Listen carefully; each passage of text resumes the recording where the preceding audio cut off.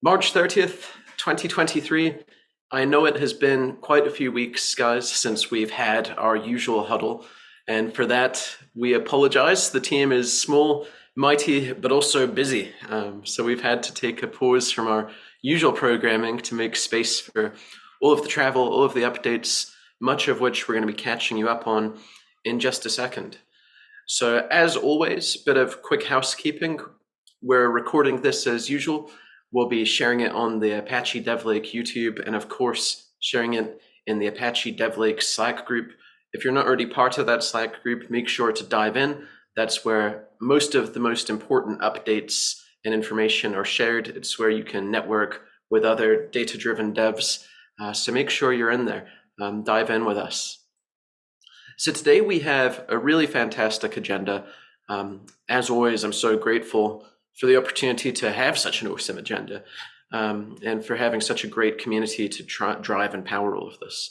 So what are we going to cover today? We're going to try and be efficient with time because we have so much great stuff to cover. So here's what we're going to run through today. Some quick community highlights, some updates and background on what we've all been up to recently, how the community has been evolving and developing. So much good stuff that we can't possibly cover all of it, but we'll try and give a couple of highlights. Going to talk about some of the recent excitement around the prototypes and some future features that we've been sharing, and a really important survey that we need everyone's help with to keep evolving. I'm going to share a little bit of background on one of our latest developments, a really important one, the DevLake Product Council, to make sure everyone's aware of it. And if you're interested and eligible to be part of it, that you join us. Then my good friend, partner, DevLake creator and lead maintainer and coder extraordinaire, Hezheng Yin, will be joining to share the latest on the most recent update and release, as well as talking about what's coming in the next, covering some of the most important recent questions. And we're going to try and cover that in about 15 minutes here, give or take. And then we'll be diving into our power user panel with some of our fantastic members of the community, and I'll tease that in just a second. So let's jump right in. So community highlights, I think most importantly and most proudly, the Slack is now at 540 data-driven devs around the world. What an exciting development for everybody. We're growing by, I think, about 17 or 18 people a week at this point, which is so exciting. And one way or another, Hezheng and I and the rest of the team pay really close attention to the data for what's happening with DevLake. And one way or another, just about every single business day, at least, like Monday, Tuesday, Wednesday, Thursday, Friday, we've got about 2 new companies that are spooling up a pursuit with DevLake every single day, which is really, really exciting. And we owe it to all of you guys, especially all of you on the huddle today, for helping spread the word, for helping improve the product, for raising issues, for making commits, for asking questions, and for sharing DevLake. All of this growth is happening thanks to you guys, so thank you. Some quick highlights. I just wanted to give a shout out to one of our youngest and greatest supporters all the way over in India, Lavakush.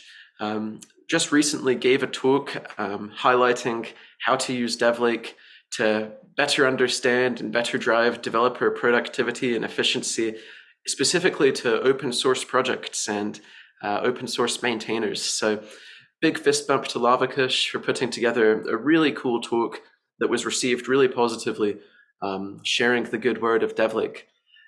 Of course, we've been on the road recently, and I just wanted to share 2 fun little background photos here from my own photo album. You'll recognize there Keon on the far left, one of the lead devs of DevLake.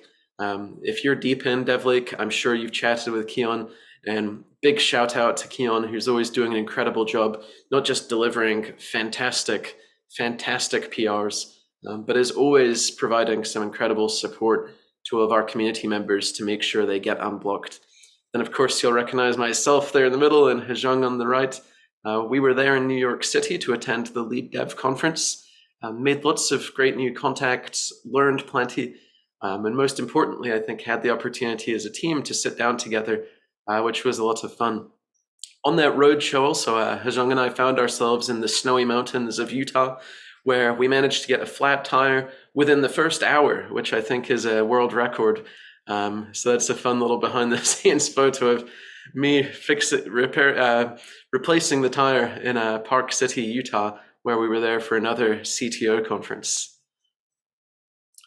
So I want to give some quick reminders. If you guys have been paying attention to the Slack, you'll probably recognize this. We've been sharing some really interesting new prototypes. And we've got a survey. It takes about 5 minutes to respond to that, to really kind of capture your feedback and thoughts on this set of prototypes.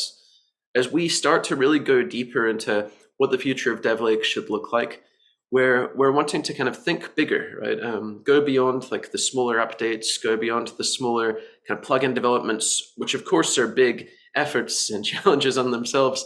But we're trying to think even more futuristic about what the future of the product and the project should actually look like. What might the kind of killer new features and directions look like? So we've been prototyping that. Big shout out to Lewis, who's leading the charge on that, and all of the other team members who are such a big part of designing and developing this. You'll find the PDFs for these in the Slack, and you'll also find the link to the survey. I'll be picking a few survey respondents to give some special swag to as a thank you. So there is a little bit of a mini prize attached to this. But take a look, go through these PDFs if you haven't had a chance. You'll get to see some really interesting thoughts. We outlined some of the rationale behind this. But most importantly, we want to hear from you. If you think this is awesome, if you think it's stupid, if you have some questions, if you want to play a role in developing this, we want to hear from you. All of that's in that 5-minute survey linked in the Slack. Your response to that will really help the whole team and the whole community to figure out how to prioritize what comes next and what the future of DevLake might look like. A quick note related to this. So for many of you, several of you on this call, in fact, we've started up the DevLake Product Council. This is just a more formal group of power users and people who are more interested in driving DevLake forward, having some influence on the roadmap, having a more direct collaboration.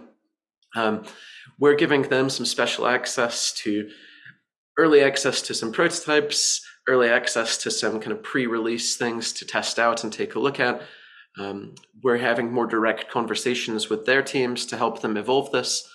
If you're interested in being part of the product council, it isn't a big time commitment. We're probably looking for no more than half an hour to an hour every week, and that's probably on the high end. It's probably every other week is the time commitment. Low commitment, big impact, helps us out a lot. We've got about, I think, 17 people on the product council now. There's a private channel where all of you can mix and mingle and network. A really great opportunity for those who want to kind of step into a more involved role in driving the strategy of DevLake. So if you're interested, send me a note on Slack. Would love to chat with you about it. As a quick point of who is it for ideally, because we're really looking to make sure the feedback is focused on kind of our most kind of critical users, for lack of better words. We want to focus on engineering leaders. So if you're a student or an individual contributor, we still love you. You still bring so much value to DevLake. But for the product council, we're really looking to get the leadership perspective and the management perspective wherever we can. So if that applies to you, do feel very welcome. And if not, there's still a role to play, so message me nonetheless, but just to set those expectations there. And riffing on the product council piece, we have a few members of the product council. Thank you to each and every one of them who will be on the panel today. Once Hezheng has shared his piece here, we'll be diving into the panel, and we're fairly close to on time. In about 7 minutes or so, we'll be doing that, but no rush, Hezheng. Take the time you need. Those are the fast and furious updates. Lots of great things happening. DevLake's been growing faster than ever, and it's thanks to all of you. I think the questions channel is more advanced than it's ever been. We're getting some great members of the community diving in to help. Big shout out as always to our friend Persergia, who is always offering some incredible support and a very friendly welcome. making sure the time zones never prevent our 24/7 response time. So now I'll pass the mic to Hezheng, and then Hezheng is going to share some important updates on the current release. Then we'll be sharing some updates on the next release. And then most importantly, you've probably had questions. You've probably seen them come up several times in the Slack. Hezheng's going to cover some of those more common ones before we then call up our panel and dive into that. So Hezheng, thanks as always. I'll pass the mic to you. Thank you very much, Maxim. And first of all, it's always a pleasure to bring the community together and meet with all of our awesome users. It's been quite a while. So since our first beta of 0.16.0 comes out, it's been almost a month. And with the support and bug reports from our community, we were able to get 0.16 to a much more stable state. And we are very close to release the final official version of 0.16. Probably we'll start a voting process within Apache Foundation next week. So here, I'm just cherry picking some of the most important bug fixes and improvements since the beta 1, and then give a quick update to the community. So quickly running down this list, in beta 2, we fixed an error in Bitbucket's monthly deployment panel. Also in beta 2, we fixed the incorrect default value for RefDiv's transformation rule. So if you see an error in RefDiv's task, that's probably why you might want to upgrade to a higher version of DevLake. In beta 8, we fixed an error in the GitHub pull request collector. And also in beta 8, we decreased the page size for GitHub Action Job Collector. So for some users who has a very large GitHub Actions data, then they might have some issue collecting GitHub Action job because we're requesting too much in a single GraphQL request. So we sort of decrease the page size a little bit to make it work. In beta 10, we fix a status bug in the Bitbucket dashboard. So 0.16 is our first release for Bitbucket. So there are more issues in Bitbucket. And thanks very much to all of the beta testers for our Bitbucket plugin for reporting all these issues. And lastly, in beta 11, which was just released today, we fixed one bug in the medium lead time for changes panel in the DORA dashboard. And there's a missing where condition on projects. So that's why the bug is happening. So these are the major bugs that we fixed throughout the beta versions of 0.16. And next week, we're going to start a voting process for the final official version of 0.16. One small improvements we made to 0.16 is in beta 9, we made the Helm supports optional installation for Grafana. So if you have a central Grafana instance within your company, then you can opt out of the Grafana, comes with the Helm chart, and then use your own Grafana. Please note that you have to import the JSON dashboards into your own Grafana because they are not provisioned within your own Grafana instance. And next slide, please, Maxim. Awesome. And just a quick note to anybody, if that final improvement piece, if you're running your own instance of Grafana and you're looking to leverage this feature, I would also love to chat with you. This is one of the more interesting ones. We've seen and heard more people looking to connect to their existing instance.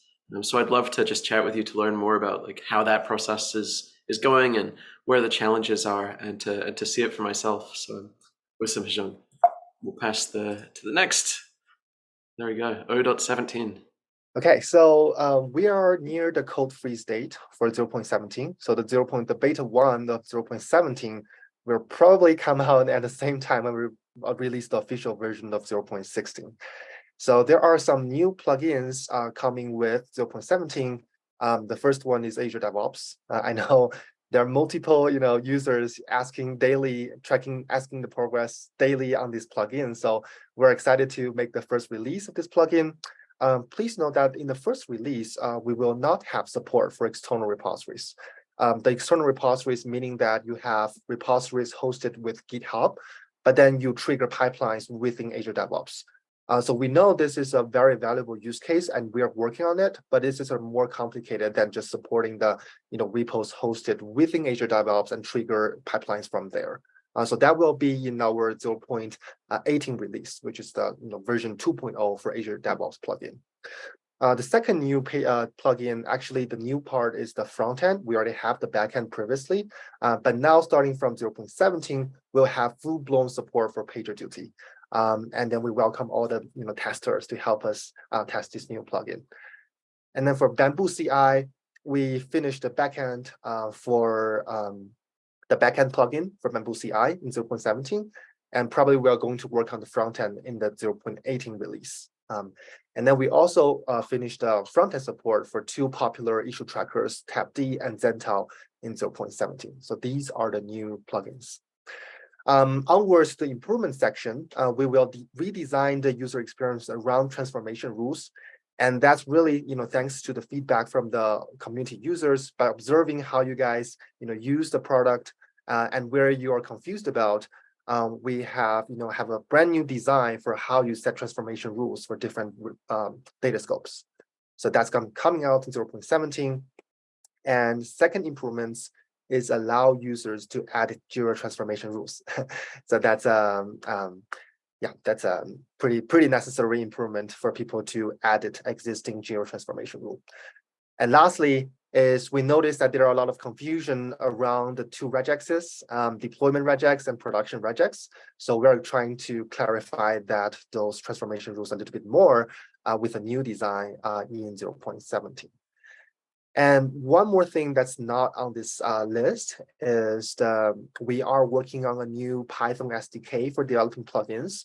And I just want to shout out to one of our audience here today, Sam Cran, for very courageously trying out this new SDK, which is still in alpha, and then give us bug reports and feedback on this Python SDK for creating plugins. I imagine that when this SDK is more stable, it will be greatly accelerate how fast we can roll out new plugins. And it's gonna be a brand new developer experience for all the people. I welcome more and more. Okay, next slide, please. Thanks, Maxim.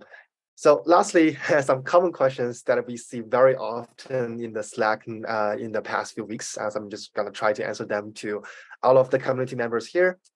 First of all, is project deletion supported? Unfortunately, no at the moment. And then we know that this is a highly requested feature. The crux is really at how do we handle the data associated with the project? How do we cleanly delete them or provide an option for user to say, do you want to delete them or not, along with the project? So this is what we are working on right now. Second question, my data pipeline ran successfully, but DORA dashboard shows no data. So this is a pretty common question for people wanting DORA dashboard. And usually it has to do with the transformation rules. So you need to tell DevLake, what CI pipelines are actually deployments, or what Jira issues are actually incidents. So be sure to check out our DORA guide on our documentation site, and then double check if you're setting those transformation rules correctly. So onwards to the third question, how to view metrics by teams. So for these, we have a team configuration doc that you can sort of upload a CSV file to DevLake to tell us how your team is structured. And then you can view some existing dashboards that are organized by teams, or write your own custom SQL queries that build out these team metrics. Next question, how to manage the fast-growing MySQL storage. So this is a question asked by our friends at the AutoWare Foundation. And basically, it's caused by the binary logs of MySQL. So you can, if you already have a ton of data, disk consumption by MySQL, then you can purge the bin logs to reduce the storage. You can also prevent this from happening in the future by setting an expiration policy, or just skip the bin log altogether with MySQL. So that's the temporary solution here. Last question, anything to note when upgrading DevLake? So we have recently added documentation on how to upgrade DevLake. But TLDR version is, first of all, if you have some custom Grafana dashboards, you want to back them up, because when we roll out a new image for the Grafana, it's not going to keep the the dashboards built by our users. So that's very, very important. Secondly, is if you are not using our Helm chart or Docker Compose, you are deploying your DevLake instance in Azure ECS or Azure App Service, then you want to preserve your .env file because that has the key to encrypt some secrets in the database. And without the key, you won't be able to decrypt those information in the database, and there will be an error in DevLake.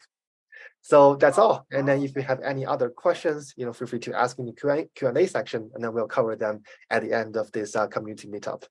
Thanks again to all the users and contributors. And you guys are really helping us evolving this project. And I'm really proud of our community. I'm passing the mic back to Maxim. Awesome. Thanks, Hezheng. Yeah, and we're always working to evolve the approach to questions, FAQ. In the background, we're working on some improvements to make it even easier for all of you to figure out your own challenges where possible with an easier to navigate FAQ. And of course, always feel very, very welcome to ask questions either in the questions channel, or if it's more private or more specific to your own instance, don't hesitate to DM us, and we'll be happy to set up a private channel with the team to help solve anything. So now I'm going to jump forward, and I believe we have everybody here, so I'm going to provide some introductions. Joined today by 4 of our most fantastic members of the community, who I'm so grateful to have joining me today. So thanks to each of you for joining. We'll keep it nice and easy with really breezy introductions. Maybe just kind of pass the mic. I'll pick someone random to go first. Just share your kind of name, where in the world you're based, and maybe what you're focused on working on right now. What's your day job? We'll keep it really brief. Then each of you just pick someone who hasn't gone next, because I know Zoom doesn't have everyone in the same locations on the screen. But we'll do quick introductions, and then we'll jump into our panel discussion. So thank you all for joining, and I'll have my friend Alejandro, if you wouldn't mind going first here, and then pass the mic to anyone of your choice here. Of course. Well, hello everybody. My name is Alejandro Figueroa. I am an associate DevOps engineer for ExtraCard, for Extra App. That is my day job. Currently, I'm concentrating on exposing our DORA metrics, or increasing our observability for our company. And that's so far about it. If I'm going to throw in a fun fact, I social Latin dance.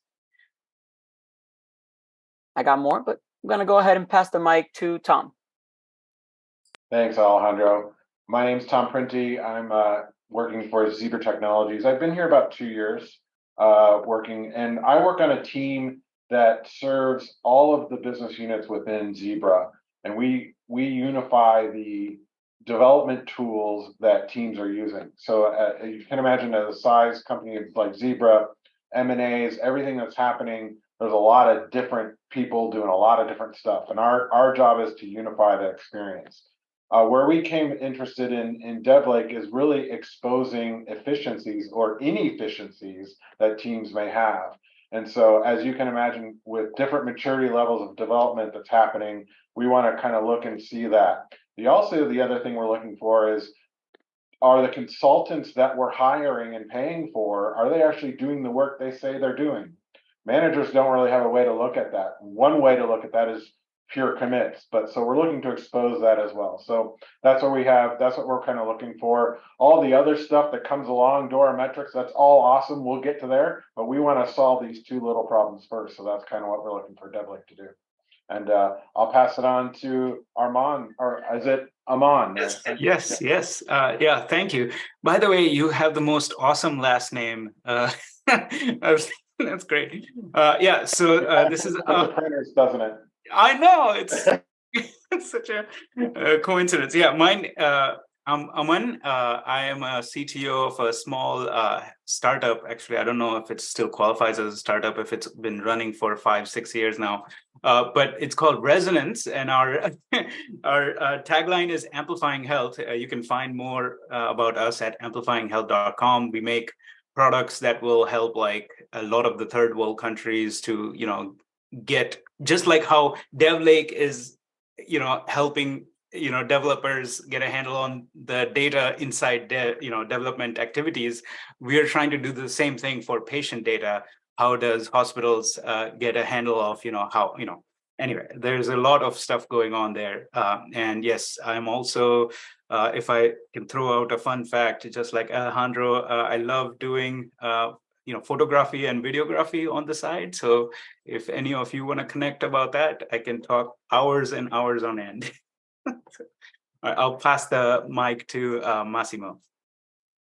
Yeah, thank you for the invitation, Massimo, and thank you for. So I'm Massimo. I'm based in Italy, so I'm quite different from you. So I am engineering manager of lastminute.com. Let's say I cover several roles in Last Minute during years because I'm Last Minute since 2006. So I was a developer, team leader, then DevOps, SRE in automation team, and now I'm a DevOps engineering manager. So at the moment, I focus on give, let's say, to some visibility on across our technology department about DORA metrics and about how the team is performing. Yeah, that's the goal at the moment.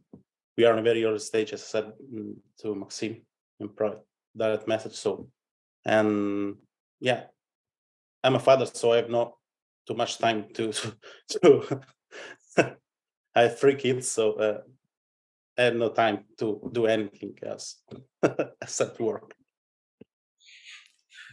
Yeah, it's very impressive, and thank you, of course, for taking the time in your evening to join us here for this. I'm really grateful for it, Massimo. So I feel like in a very fantastic organic way, we mostly covered here one of the first questions I had, which is what brought you guys to something like DevLake? Like what was it that kind of kicked off your search to find something to dive into this data and to answer these questions? So I think we can touch on that if we want to in the next question. But with that, let's move into the next one. I'm curious. All of you have such kind of interesting and different backgrounds, and I imagine throughout your careers have worked with data in varying ways, or seen people working with data in managing engineering processes, whether at a high level or at an individual level. I'd be really curious to dive in a little bit to what you guys have seen, where you feel like maybe dev data can go wrong, if you've seen it misused in certain ways before, or if you've seen any particular cases of it done really well. But I would love to chat about that with all of you. What your experience has been like with data in engineering, where it goes well, where it goes wrong, and if we have any interesting examples to dive into. Aman, if you're comfortable with it, maybe I'll pass it to you to kick it off here. Yes. So I exactly like you said. So Tom, actually, you sort of outlined a very common problem that everybody has, right? You have all these disparate team members. You really need to see an insight into what's going on, and that's how that kicked off the search, and that's how I found DevLake. And that's actually how I found DORA, which I feel that's even a more important part of all this story. So, you have all of these common problems, right? You have bottlenecks where, some teams are taking too longer, then you can't release your stuff. You have productivity tracking, right? You need to make sure that people are actually doing what they say they are doing. You have other parallel goals like measuring software quality, right? Like you need to figure out how do you rank, and then the agility, right? How fast can you move around? Like, can you make changes as fast as the organization needs it? So all of this stuff has some common like thread around all of this. And I feel like DORA is one sort of framework that helps you get a handle on that. And I feel like it's not just the DevLake, it's also like you have to sort of now become like more aware of all of this. You not only have to do this, but you have to actually educate all the surrounding stakeholders in your team, in your other parts of your company, to make sure they're aware of all of these concepts. What does it mean to have good quality software? What does it mean, all of this stuff. So that's why I really, really like what you guys are doing at DevLake, what DORA is providing, like this framework to kind of get a handle on it. And I think the other sort of things I would highlight is being open source, right? Being part of the Apache, that's a key value for a lot of the people out there. So that was a huge attribute for us. I think one other huge, I like to say this because it does make me feel better inside too. Like I posted an issue in the DevLake GitHub repository, and someone just looked at it and responded within 24 hours. That tells me that this is like a community I want to be working with. So that sort of kind of gives you an introduction of like how I got into this. I don't know if that answers the question, but. No, and you touched upon some interesting things there, Amon, relating to like dev data strategies and like doing it in the right way. Talking a little bit about DORA, right, where it provides a level of kind of structure that allows for you to kind of put together a smart strategy. And I think if there is one thing you mentioned that I would want to really emphasize to make sure anyone listening to this walks away from, it's like you do have to get all the stakeholders up to speed on it, because if people don't know what you're measuring and why, and they don't know what the goals are, even the best intentions can run in all kinds of different directions and drive an outcome that isn't going to be successful. And I think buried within that, something that echoes a great conversation we had with Nathan Harvey, who's one of the DORA leads at Google Cloud, is this idea that ultimately in that communication is good dev data, good data-driven approaches to things is more of a practice than a destination, as cheesy as that sounds, right? It's the picking up of these good habits and translating it into day-to-day action. So I think you opened up some great thoughts there, Amon. Thanks.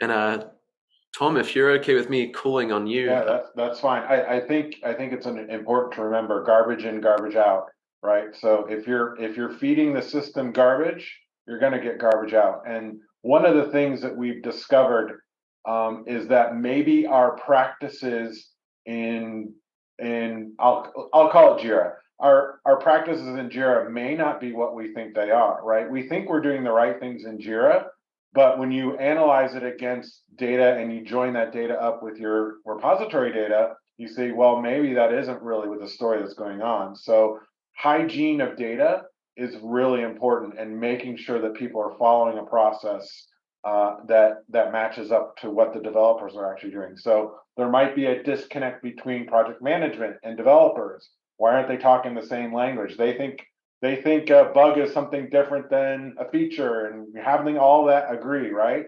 And so that's really important, and we've discovered some of that. And not the other thing I'll say is I've been around software development for a long time. Using the data to analyze or force work may not be what you're trying to do. So being careful with saying, oh, you're not making the, I'm going to call it number of code line changes. No, we don't want to look at that, right? That we know that's a wrong metric. But management may not understand that. They want to see throughput, but you have to change what the definition of throughput is. If I'm building a large language model, the number of code lines I'm going to actually write are much smaller than if I'm just writing a web crawler or something like that. So we have to remember and scale that, and not. It's important to know that people are doing work, but we don't want to use that as a metric to judge how good a person is. That I'll put it that way, right? We don't want them to produce 0, but we don't care if they're producing 1,000.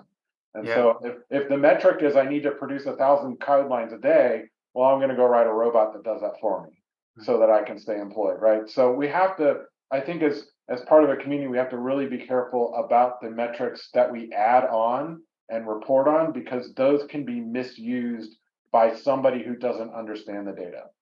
Yes. So, good data and right reporting. Those are the two things I'll tell everyone. Yeah, if I can quickly respond, that I totally agree, Tom. So I've used in my past, I've used tools like Git Analytics. There's a product called Git and Chill, and it gives you think of that heat map whenever you go to a GitHub profile, right? You see a heat map of that. It's basically just a zoomed in version of all that, right? Like, tell me, what did you do on this time, or like, how are you spending your time? But again, they are just like a regurgitated version of the commit history, and not really, not something actionable or helpful. So the other way I look at it, as a person who always thinks of analogies, you can have the best MRI machine that tells you here's what's wrong with you, but you need a radiologist to actually interpret and give you actionable advice, right? So it's this framework that helps you do that, which is very, very valuable. So I think that's really well said. A similar analogy I always like to think about is the idea, right, that I think a lot of people can get stressed about, is this data suddenly going to replace the decision making or the important context and thoughts that I have as an experienced leader who has that context? And so the answer is no, right? It's that we're providing great telemetry, and I always like to think about it as like if you're a fantastic pilot, you need a great dashboard. You need great avionics, and you're not just going to fly according to wind speed or only according to elevation or only according to the angle of your wing flaps, right? You need all of that data to be an expert pilot and to deal with any challenges. So I love the way that you guys captured that there. The other way to look at that is, as a leader, I've made a decision. So let's say that I've decided this quarter we're going to work on quality, right? So now you're going to start to see that spin on the quality metrics. You're going to see, okay, we're addressing, instead of doing new features, we've all of a sudden done bug fixing because we're going to address quality. So I could look at that and say, okay, my marching orders are being followed, versus reactionary and go, why is this and why is that? I can kind of say, okay, the troops are marching to my orders. And we actually saw that. We said in one of our products, we said, we're going to address quality. And you can actually see in the metrics, you can say, yep, they sure are. They're working on quality. The feature has gone down, but all the bug fixes are going way up. So you can kind of see that. And to see that and have a story as to why that's happening, then it's not a surprise. It's like, well, why are we spinning? Why are we doing so many bug fixes? Because we said we would. So having that and validating that you are doing what you say you are doing can be an important message as well. Yeah, that's really well said. And two things I want to extract from what you just said there, Tom, which I think is so valuable, because to me it gets at the core of why do we even do this, right? And it's this idea that no one likes bad surprises, and this stuff can help you to get rid of bad surprises, or at least reduce the chance, and frequency of them. And I think the most important piece is we've all had that experience where we've had a week where we're just reacting. Like, people are throwing things over at us through tickets, Slack messages, emails, whatever it is, and you're constantly in that reactive work state, and it's tiring and it's frustrating. And you compare that to what does a week look like when you're 100% in proactive mode, right? Where you start out the day knowing what you're tackling, and you have a clear flow, and going to work on items 2, 3, and 4 today, 5, 6, 7 on Thursday, and you can get in that flow state. And I always like to talk about that. That's ultimately one of the big values of picking up these practices, of course, is it allows for, whether you're an individual contributor or whether you're a manager or whether you're the CTO of a multinational company, it's empowering people with the information they're going to need to shift from reactive to proactive. And then I think that makes for a better life for everybody. I'd love to flow into the next question. And of course, Alejandro or Massimo, feel free to revisit our previous question here if you have anything you want to add. But the next one I'd like to dive into is, I think one of the challenges that we've all seen with data-driven approaches to engineering is there's a million metrics, right? You can go in all of the DevLake dashboards, of course, and find dozens of different dashboards for different use cases, and each of those has many metrics buried in it. I think that can be a bit overwhelming, especially for first timers, and it's part of why I'm personally so evangelical about DORA. And I think DORA is one piece that perhaps unites this whole panel here. I would love to hear from you guys. Like, what do you think the value of DORA and other frameworks like that ultimately is? And if you were kind of presenting DORA to a first timer who's never seen it before, like how would you personally kind of articulate the value of something like this? Yeah, good question. So first of all, I think is let's say a standard. So everyone in the world know, maybe not all, a lot of people in the world know what is DORA in our let's say environment. So this is the first good thing, no? So having a common point of view, common interpretation of this data, that is not so easy because, like you said, there's a tons of metrics, but you have to be good to interpret it. Let's say having a good interpretation of the data. Otherwise, you can go the, let's say, wrong way, and yeah, the complete disaster. So in the end, to be honest, I don't have a lot of let's say experience in data, because we are, let's say, at the beginning of this journey, this company. So, and the first things that we need to go is change our mindset to be, let's say, based our decision on not on the feeling, but on the data. So, and this is the why we are installed DevLake, why we are leveraging more and more on DORA metrics and so on. So, as I said, we are in very, very early stage. We need to test more this tool, and also the matrix that this tool can give us. So, but just to give a feedback, I love the flexibility of the tool. I love all the data that this tool can gather, can collect, and can put together, because it's a very big value for us. And I for all the other guys that are using that tool. So yeah, that's it. So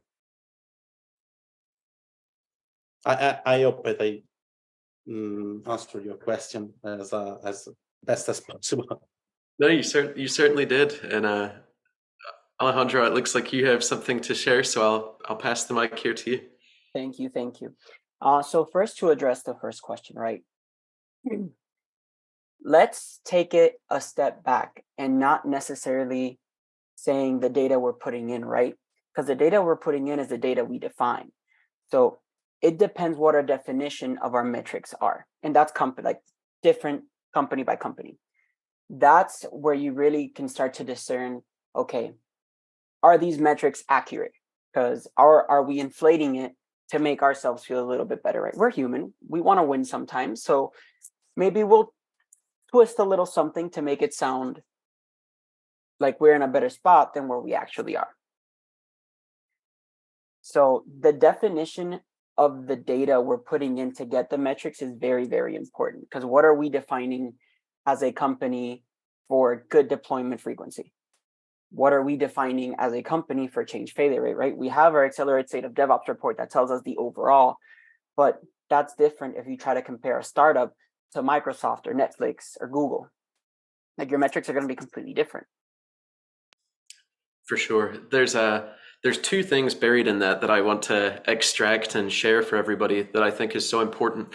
The first is, right, and it touches on Tom's point, garbage in, garbage out.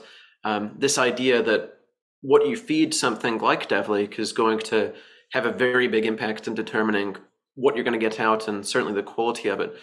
And I think part of what you touch upon there, Alejandro, is it's buried in things like what does your issue labeling look like? What are the practices there? And if you're defining a whole bunch of nonsense as bugs because you're lazy, or maybe you're not, right? That's going to have a drastic influence on what that output ends up looking like. So it's important to be mindful of that, of course, and understand like how you're configuring the input, how you're configuring the metrics themselves. And that's certainly one thing that DevLake offers, of course, is you can go customize those metrics, and that can be used for good and for evil, right? Like you could customize those metrics in a way that's going to give you some pretty cruel and mean assessments, or some very, maybe too gentle and too positive and useless assessments. So you have to be careful.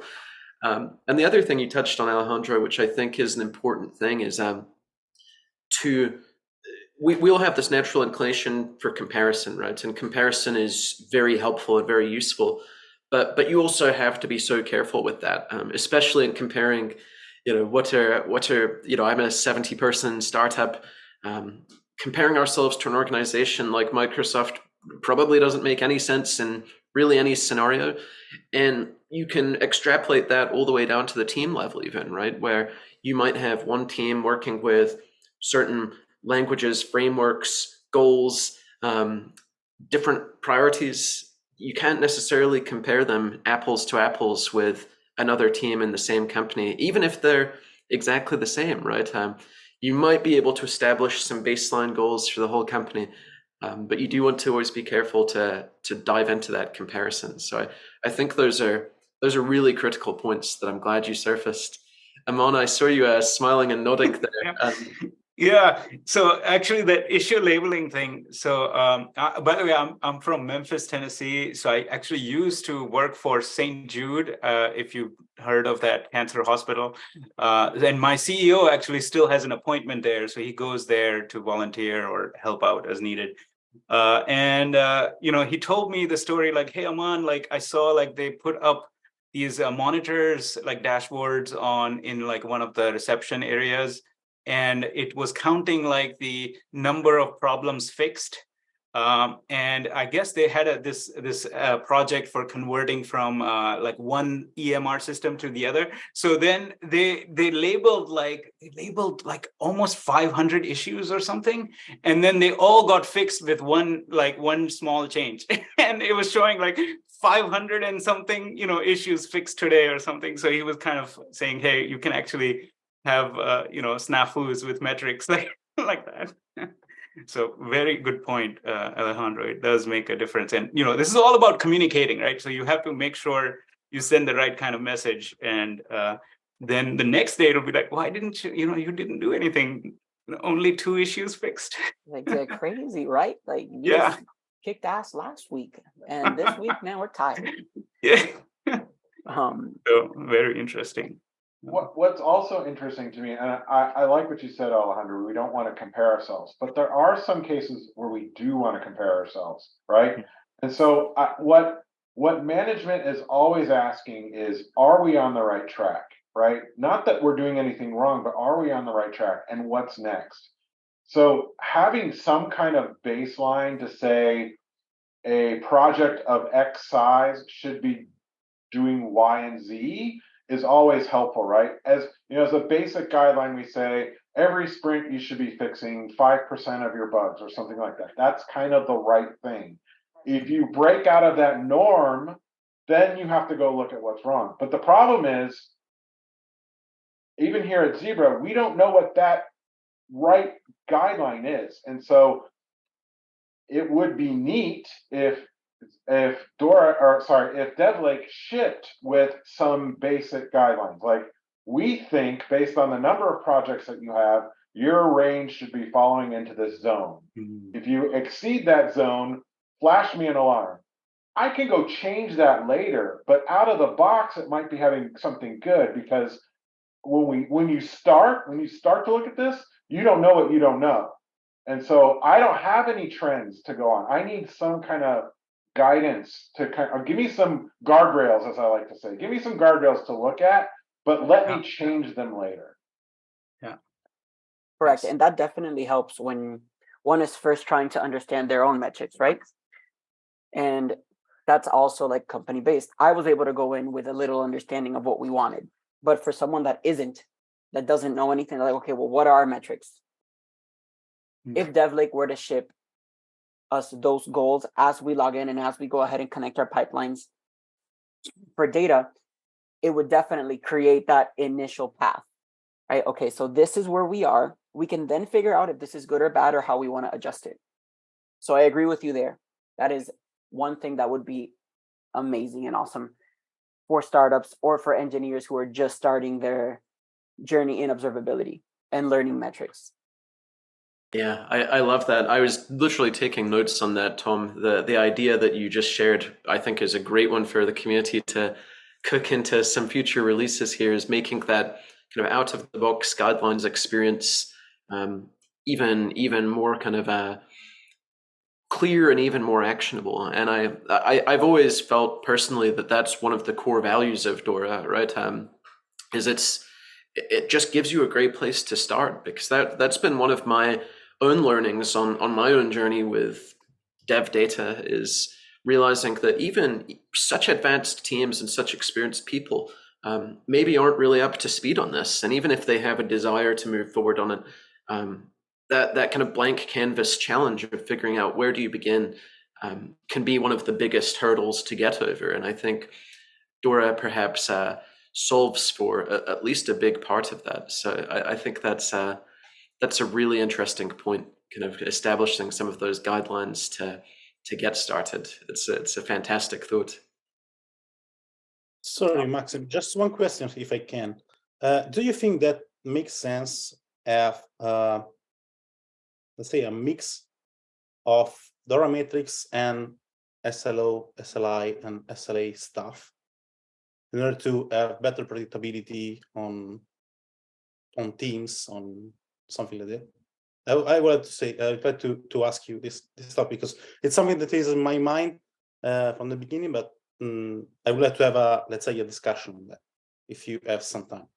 Yeah, we'll definitely have to chat about it one-on-one, or we can even create a community huddle to chat on that one specifically. Very interesting too, Massimo, is specific to like SLO. Hezheng is actually working on a talk right now for the SLO conference, which I believe is coming up 2 months from now. I think we'll share it on Slack so that you guys can dive in if you want to. We had a talk that got selected where we're actually going to be talking about using DevLake for SLOs, and part of that is going to be sharing our perspective, at least, on how DORA might interface with some of those common SLO frameworks. So it's very cool that you brought that up, because it really aligns with something that we hadn't even shared yet. So that's fantastic. So I know we're approaching time, so we could talk for hours, which is so awesome. But I do want to be respectful of everybody's calendars. So in the future, we'll have to do perhaps more of these panels, and consider Alejandro, Massimo, Amon, Tom, all of you are more than welcome and very much invited to any of these future ones, because this has been such a great and stimulating discussion. I'm sure the recording is going to be really appreciated by the community too. So thank you. To bring us into a kind of clean close, I would love to perhaps go around and get maybe your kind of parting advice for an engineer who's maybe looking to dive into this stuff. If there's one mistake you would want them to avoid, or one thing to really get right that you think you wish you knew when you were getting started, I would love that thought. And feel free. It would be great if you have something specific to dev data and even DevLake. That's the hopeful goal here. But if you want to go more broad and just share a piece of advice for just being a great engineer and a great engineering manager or leader, feel free to go more broad as well. But would love to get your guys' kind of parting thoughts, parting advice. What would you want someone to know? So I'll go ahead and start this one off. My journey as an engineer started very recently. I'm 2 years in. And if there's something that I could tell another person, is on a broad level, don't give up. Learning something is always hard, right? You're learning a new language, whether it be an actual language, English, Spanish, French, Italian, or we're talking about Python, JavaScript, YAML, JSON, just to throw out a couple. Don't give up. If you feel like you're starting to be discouraged, something that my instructor taught me was, if you ever have doubts about yourself and what you're doing, either you are the best actor in the world or you have some type of idea what you're doing. And since, I'm not in the Grammys, I have to have some type of idea what I'm doing. So don't give up. In terms of DevLake, don't be afraid to try new things, right? Connect your projects, mess with the transformation, start really understanding what you're connecting and how to get the information that you want out. Like, don't just look at DevLake, look at what you have configured to be able to determine how to get the best data out of your projects into DevLake. I love that advice. Yeah, I think that's something everyone should be thinking about when they dive into DevLake, of course, is feel free to get messy, right? Feel free to start adjusting things, figuring out how it's working and how to get what you want. I love that. And great advice to Alejandro on the determination and tenacity as you're leveling up your skills and diving into new things. I'll pass the mic to Amon next. Yes. Yeah, so I'll echo what Alejandro, you said. I think just to kind of re-say it, so stay the course, right? Become a sponge, like make sure you're listening to everything and like make sure you look at the leaders that you want to follow and like try to absorb as much as you can. And then the same thing you said, but just in a different way. One way to confuse success, it might just be like a lot of hard work, right? They're the same thing, but sometimes it's not apparent, right? You don't know how it will pay off, but it'll eventually pay off. So hard work, I think, is the underlying driver. And then to bring it back to DevLake, I'll say that always think of it's the developer at the end of everything, right? We have the metrics, we have all of these tools, but really what we're doing is trying to grow developers and quality and all that good stuff. So always remember, like at the end of it, it's always people. So make sure you don't forget that. Yeah. I'll pass the mic to Tom. Yeah. Thanks. So I'll quote our famous tech hero, Steve Jobs, stay curious. It really is important. The whole reason I'm exploring DevLake is because I was in a meeting and I overheard a conversation.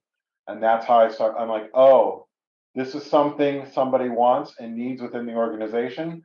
I'm going to go figure out how to do it. It's not my primary job. This isn't what I'm supposed to be doing, but I'm taking the time, I'm making the space for it to go learn something new and explore something that somebody wants or needs. And so it's understanding that curiosity. It's listening to what people are saying and what they're doing, not necessarily what Jira is telling you to do every day, right? I got 1,000 things in Jira I could go look at, but I'm carving out a little space to go do something and go explore something. And that's where the magic happens. Because maybe I'll be the DevLake admin for all of Zebra in a year and a half. I don't know what's going to happen. It's a journey. It's going to change.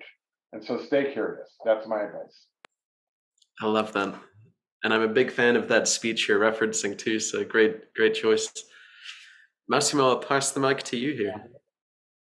Just two very quick stuff. So the first one is, I think, trust in your engineer.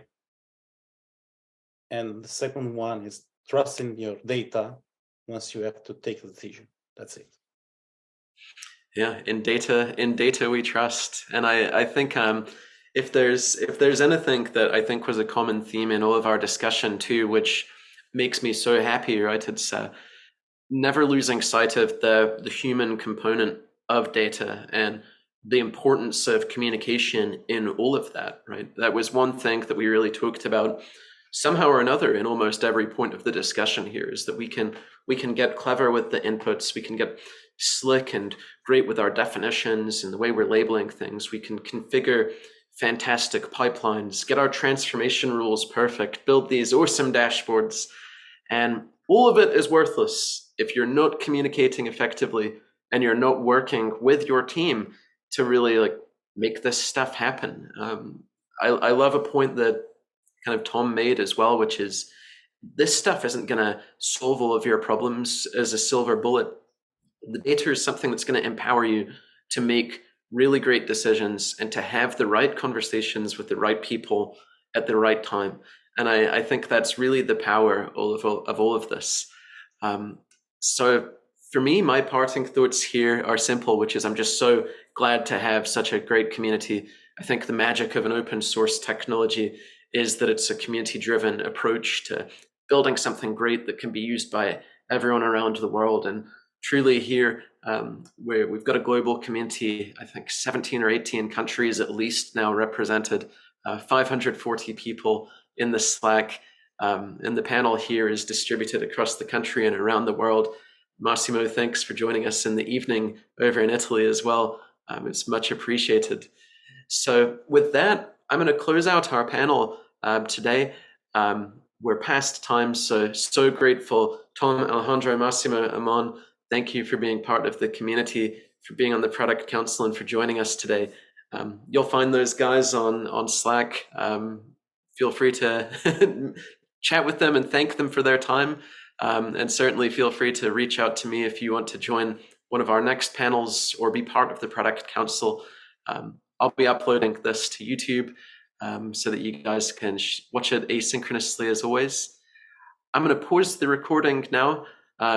Let everyone say goodbye. Hezheng and I will stay on the line for a couple of minutes in case anyone wants to jump in and ask any questions or chat with us about anything DevLake related.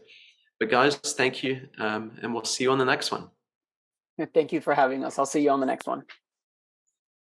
Thanks, guys. Thank you. Thank you. Thank you.